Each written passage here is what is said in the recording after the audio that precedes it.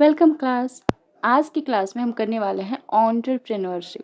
Entrepreneurship नाम तो सबने सुना होगा, लेकिन इसके डेफिनेशंस, इसके मतलब्स, इसके कैरेक्टरिस्टिक्स, फीचर, ऑब्जेक्टिव्स, गोल, ये सारी चीज़ें, स्टेप्स, प्रोसेस, बहुत सारी चीज़ें इसके अंदर आती है जो कि बहुत इम्पॉर्टेंट है किसी भी कॉमर्स स्टूडेंट के लिए, specially for BCom and BBA.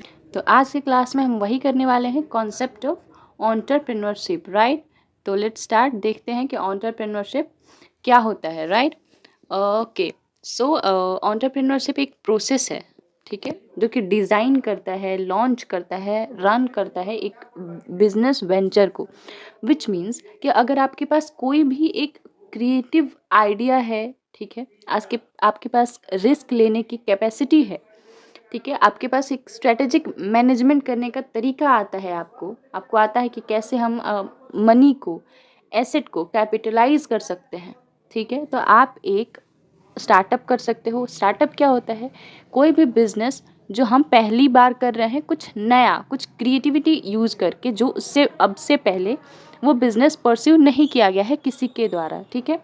तो वही होता है एंटरप्रेन्योरशिप। एंटरप्रेन्योरशिप का सिंपल मतलब है कि कोई भी पर्सन, अ ग्रुप, ठीक है, जो एक क्रिएटिव वे में बिजनेस वेंचर को रन करता है स्ट्रेटेजिकली, ठीक है, उसको डिज़ाइन करता है, लॉन्च करता है, ठीक है, क्रिएटिविटी के बेस पे। सो उसको हम एंटरप्रेन्योर कहते हैं, और उसके पूरे प्रोसेस को, जिस प्रोसेस से वो पूरे बिजनेस को, पूरे स्टार्टअप को रन करता है, प्रॉफिट जनरेट करता है, उस प्रोसेस को हम कहते हैं entrepreneurship. Okay, so let's move on. अब बात करते हैं कि कैरेक्टरिस्टिक्स क्या होते हैं एंटरप्रेन्योरशिप के। फर्स्ट है risk taking. The most important characteristics is risk taking. कोई भी एंटरप्रेन्योर अगर अपना स्टार्टअप स्टार्ट कर रहा है, कोई बिजनेस कर रहा है, ठीक है, तो पहला उसका फीचर होता है एंटरप्रेन्योरशिप का कि रिस्क टेकिंग, ठीक है। हम एंटरप्रेन्योर्स अज्यूम करते हैं कि फाइनेंशियल टाइम, करियर रिस्क जो है वो फ्यूचर प्रॉफिट में कन्वर्ट होगा। वो जो भी अपना इन्वेस्ट कर रहे हैं, टाइम, अपना मनी, कैपिटल, वो सारा जो है वो आगे चलकर टाइम के साथ जाके मनी में, यानी कि प्रॉफिट में कन्वर्ट होगा। So they take a very higher risk, ठीक है। They must be able to evaluate and manage this risk effectively. इसका मतलब ये है कि वो अपने जो भी रिस्क है उसको अच्छे से इवेल्युएट करेंगे, उसके प्रॉज एंड कॉन्स को क्या ठीक से हम मैनेज कर सकते हैं, ठीक है, और रिस्क को कितनी अच्छी तरह से हम इफेक्टिवली मैनेज कर सकते हैं ताकि कम कॉस्ट में हमारा हाईएस्ट प्रॉफिट जनरेट हो।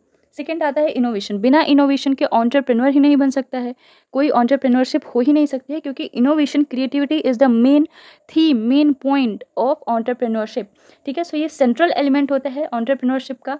इसके बिना हम एंटरप्रेन्योरशिप मायने ही नहीं रखता है, ठीक है। तो ये क्या है? ये सेंट्रल एलिमेंट है एंटरप्रेन्योरशिप का। क्या? तो इनोवेशन, राइट।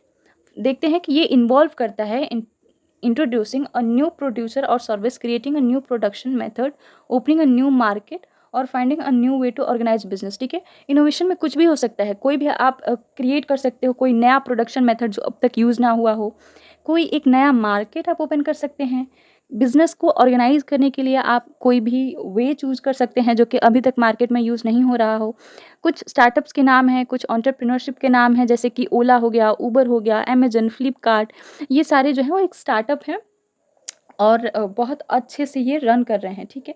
फिर आता है vision, lead and leadership, right.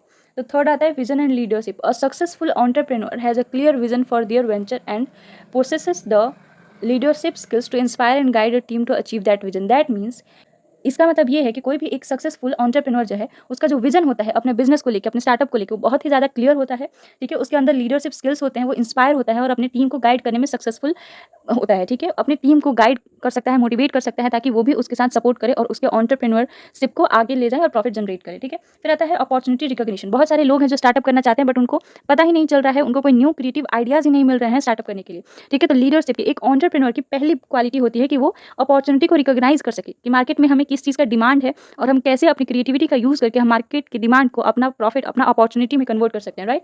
So entrepreneurship जो है वो आइडेंटिफाई करते हैं कि मार्केट में गैप है या नहीं, किस चीज़ का गैप है, किस चीज़ की डिमांड है बट उसका जो फुलफिलमेंट नहीं हो रहा है। जैसे कि डिमांड था ब्लिंकिट एग्जांपल में हम लेते हैं कि डिमांड था कि जो भी प्रोडक्ट डिलीवर होते हैं लोगों को वो 3 दिन 4 दिन में डिलीवर होते हैं और ग्रोसरी प्रोडक्ट डिलीवर नहीं होते थे पहले, ठीक है। तो ब्लिंकिट आया मार्केट में, वो बोला कि हम 10 मिनट में प्रोडक्ट डिलीवर कर देंगे। सो ये मार्केट की डिमांड थी पर कोई फुलफिल नहीं कर रहा था, किसी को ये अपॉर्चुनिटी आइडेंटिफाई नहीं हो पा रही थी।